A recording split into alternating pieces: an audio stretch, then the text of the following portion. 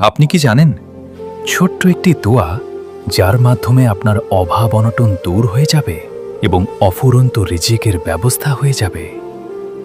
রাসূলুল্লাহ সাল্লাল্লাহু আলাইহি ওয়াসাল্লাম বলেছেন, যে ব্যক্তি নিয়মিত ইস্তেগফার করে, আল্লাহ তার সকল সংকট থেকে মুক্তির পথ তৈরি করে দেন, সকল দুশ্চিন্তা দূর করে দেন এবং তাকে এমন উৎস থেকে রিজিক দান করেন যা সে কল্পনাও করতে পারে না।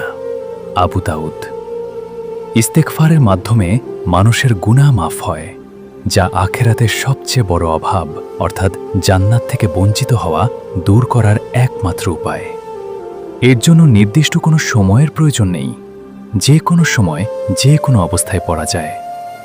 সবচেয়ে ছোট ও কার্যকর ইস্তেগফার হল আস্তাগফিরুল্লাহ, আমি আল্লাহর কাছে ক্ষমা চাই, অথবা সায়েদুল ইস্তেগফার পড়া, যা জান্নাতে যাওয়ার নিশ্চিত জামানত।